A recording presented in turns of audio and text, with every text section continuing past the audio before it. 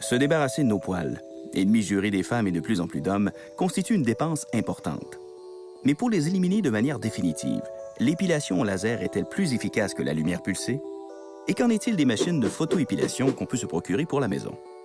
Légitime Dépenses et Protégez-vous répondent à ces questions et partent à la recherche de la méthode d'épilation permanente la plus économique. Il y a effectivement différentes méthodes sur le marché.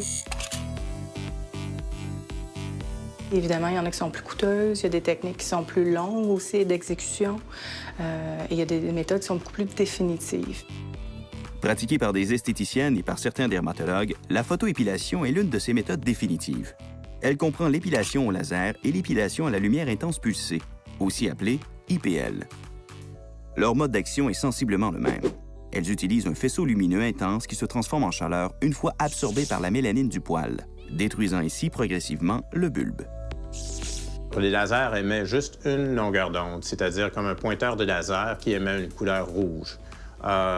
L'IPL, en fin de compte, émet plusieurs longueurs d'onde, comme une ampoule qu'on aurait à la maison. Les deux peuvent aussi bien faire le travail au niveau de l'épilation.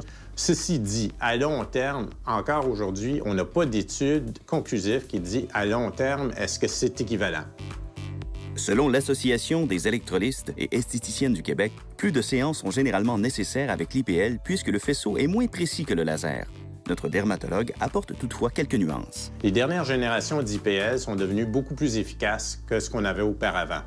Mais à date encore, dans la littérature, les lasers ont l'air d'être plus efficaces. Avant tout traitement, il est crucial de déterminer si votre peau et votre poil sont de bons candidats à la photoépilation. Une consultation avec le professionnel que vous aurez choisi est donc nécessaire avant la première séance d'épilation. Cette première consultation devrait permettre de bien examiner la peau, le poil, de vérifier s'il n'y a pas des conditions de santé de la personne qui veut recevoir le traitement qui seraient contre-indiquées. Pour le client, ça peut être le moment de poser des questions sur les appareils qui vont être utilisés, sur la formation de la personne qui va donner le traitement. C'est bien que la personne ait une formation plus large que ce qui est juste donné par le fabricant sur sa machine. Et bien sûr, cette première rencontre-là doit toujours être gratuite. Mais si la machine est mal entretenue, mal calibrée ou opérée par quelqu'un n'ayant pas la compétence nécessaire, la photoépilation comporte des risques. On peut avoir des brûlures avec des cloches d'eau, des rougeurs qui s'ensuivent avec des cicatrices. On peut avoir des changements de couleur de la peau. Il faut éviter de passer sur les grains de beauté avec les appareils, étant donné qu'à long terme, on ne sait pas qu'est-ce qui peut arriver aux grains de beauté et si ça pourrait devenir cancérigène.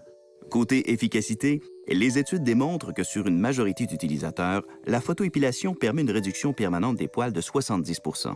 Quant au coût, le laser ou l'IPL sont également comparables. Selon nos estimations, pour une demi-jambe, chacune des séances peut varier entre 150 et 250 $. Et selon le nombre de séances, donc ça donne entre 1 200 et 3 000 $. Le prix des séances varie selon la clinique choisie, l'appareil utilisé et le professionnel consulté. Il faut prendre en considération qu'un dermatologue exige généralement un tarif plus élevé qu'une esthéticienne. Comme chacun réagit différemment, puis il n'y a pas de garantie de résultat, on recommande vraiment de payer à la séance et non pas de prendre un contrat complet. Pour économiser, on pourrait être tenté d'acheter un appareil de photoépilation pour la maison qui nous promet un traitement sans douleur et à moindre coût. Toutefois, les tests de Protégez-vous menés sur 5 appareils ont révélé qu'ils sont de 5 à 40 fois moins puissants que ce qu'on retrouve en institut. Les appareils de photoépilation que nous avons testés se vendent entre 400 et 500 $, donc ça peut paraître économique. Par contre, dans le cas des IPL, ce qu'il faut spécifier, c'est que les lampes doivent être remplacées à intervalles réguliers. Donc, chaque lampe se vend environ 100 $. Et puis, si les allégations des fabricants sont exactes, avec le Sensipil ou le Tenda, vous pourriez avoir à remplacer la lampe avant d'avoir terminé une première épilation des jambes au complet. Selon Protégez-vous, les appareils testés sont sécuritaires, mais ni l'équipe du magazine, ni notre dermatologue ne recommandent ce type d'appareil. Même si c'est des appareils qui sont beaucoup moins puissants, c'est quand même des appareils qui vont avoir un effet sur la peau. Si quelqu'un a une lésion quelconque sur la peau, il passe par-dessus régulièrement sans savoir que c'est un précancer ou quelque chose du genre, éventuellement peut induire une transformation. Protégez-vous s'est aussi intéressé au no-no. Souvent vu à la télévision, cet appareil est vendu 270 $ plus les frais de livraison. Et il se présente comme une solution définitive, presque miraculeuse. Malgré une publicité là, qui pourrait porter à confusion, le Nono est un appareil qui émet aucune impulsion lumineuse, là, à part une DEL bleue là, qui indique que l'appareil est en marche. Donc, ce n'est pas un appareil de photoépilation. Il y a un filament qui vient chauffer le poil, le brûler. Donc, c'est une technique, oui, pour se débarrasser des poils, mais qui n'a pas d'efficacité permanente. L'arrivée de la photoépilation il y a une quinzaine d'années aurait pu signifier la fin d'une technique plus ancienne, l'électrolyse. Mais celle-ci a toujours sa raison d'être.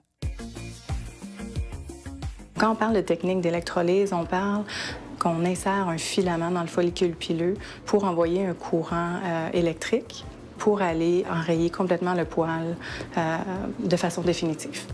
L'électrolyse comporte peu de risques ou de désavantages, sauf le nombre élevé de séances et la durée de celle-ci qui s'échelonne parfois sur plusieurs heures. Il faut comprendre que le laser, on peut faire en une seconde une cinquantaine, centaine de poils versus l'électrolyse, qui est excellent aussi. Par contre, c'est un poil à la fois. Donc, quand une candidate est vraiment, par exemple, très, très claire ou elle a une petite région à faire, pour finir, finalement, les traitements de laser, s'il reste quelques poils, on va privilégier beaucoup plus à ce moment-là l'électrolyse. Cette technique pourrait sembler plus économique que la photoépilation, mais ce n'est pas le cas. Bien que les séances soient moins dispendieuses, l'électrolyse en nécessite davantage. Le coût total sera d'au moins 1 300 $ et peut aller jusqu'à 3 000 $ pour la demi-jambe, ce qui est équivalent au coût du laser ou de l'IPL. Pour diminuer la facture, plusieurs consommateurs se tournent vers des sites d'achat groupés qui offrent très souvent des forfaits annuels de photoépilation aux tarifs imbattables. Mais la prudence est de mise.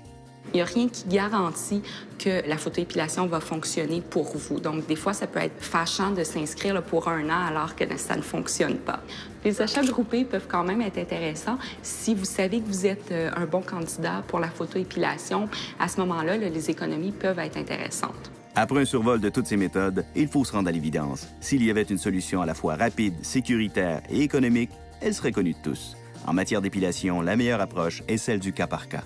Donc, quand on parle, par exemple, d'une plus grande zone, c'est évidemment beaucoup plus avantageux, plus économique de faire le laser. Quand on parle d'une zone plus restreinte, comme par exemple la lèvre supérieure, le menton, qu'on privilégie beaucoup l'électrolyse, ça va être beaucoup plus économique à ce moment-là que faire les traitements de laser. La photoépilation, lorsque faite dans les règles de l'art, s'avère très efficace. Au niveau économique, c'est une dépense importante, mais comme elle est définitive, cela peut être un investissement rentable sur l'échelle d'une vie. Finalement, les appareils maison, soi-disant miraculeux, n'offrent quant à eux aucun miracle.